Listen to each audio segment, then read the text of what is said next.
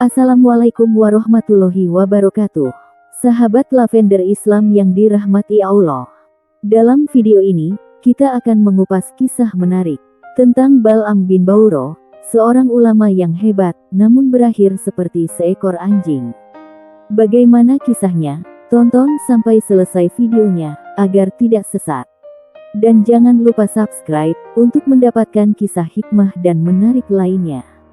Kisah ini diambil dari Kisah-Kisah Bani Israel dan Qososul Al-Quran atau Kisah-Kisah Al-Quran. Dari penggalan ayat dalam Al-Quran, Surah Al-A'raf ayat 175-177.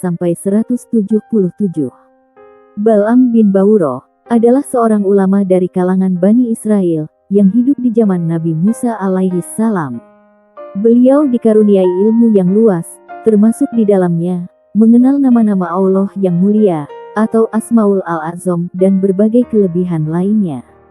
Hingga setiap doanya selalu dikabulkan oleh Allah. Di dalam kitab Dalail Khairat karya Imam Al-Jazuli pun begitu, bahwasanya para nabi dengan menggunakan Asmaul A'zam inilah, maka selalu diijabah.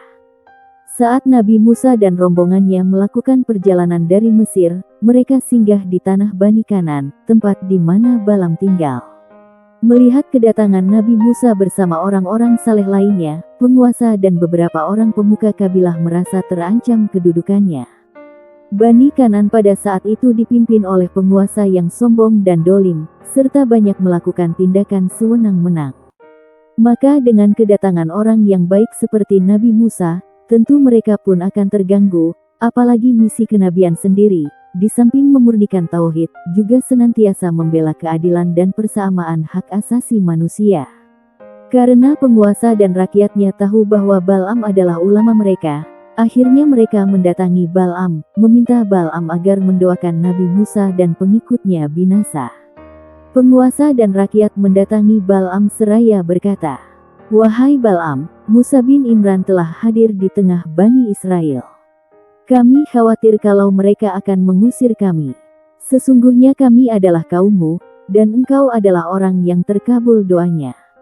Keluar dan berdoalah kepada Allah, agar menimpakan keburukan kepada mereka." Pada awalnya Bal'am menolak. Beliau menyadari, kalau Nabi Musa adalah utusan Allah yang berada di jalan kebenaran.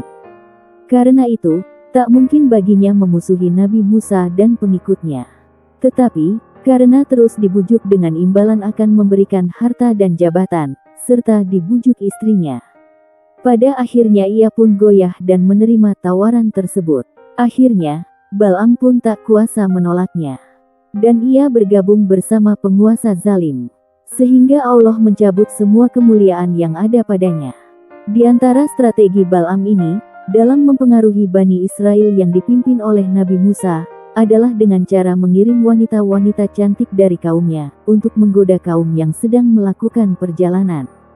Tentu saja di tengah perjalanan dan hausnya hasrat, akhirnya kaum Nabi Musa tergoda untuk berzina, dan akhirnya kaum Nabi Musa mendapat celaka dan siksa berupa wabah.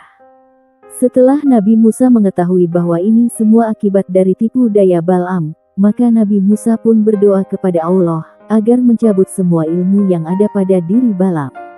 Disinilah Bal'am merasa kerugian, karena kehilangan dunia dan akhirat. Akan tetapi ia bukannya bertaubat, malah mengikuti hawa nafsunya. Ia kemudian menaiki keledainya menuju Gunung Husban, di mana ia dapat melihat Nabi Musa dan pengikutnya. Baru berjalan beberapa langkah, kudanya pun menderum tidak mau bergerak. Namun Bal'am yang sudah bergabung dengan penguasa zalim itu, tak peduli dan terus memukul kuda itu. Allah membiarkan kuda itu berjalan, hingga sampailah di hadapan Nabi Musa dan kaumnya.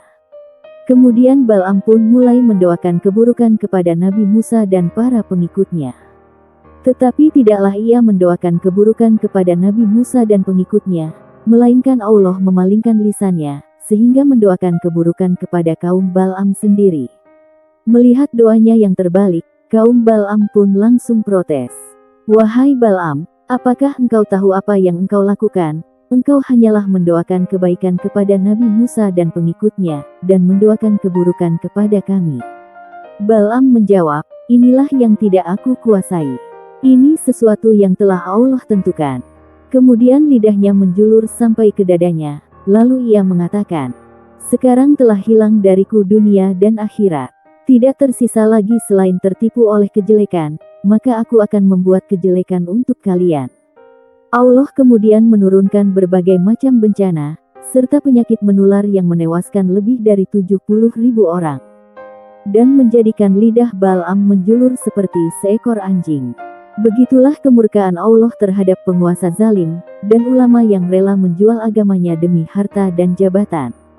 Allah hinakan mereka seperti seekor anjing yang setia kepada majikannya, diberi peringatan ataupun tidak, ia akan tetap menjulurkan lidahnya. Begitulah nasib ulama yang rela menjual agamanya, demi harta, jabatan, dan orang yang membayarnya.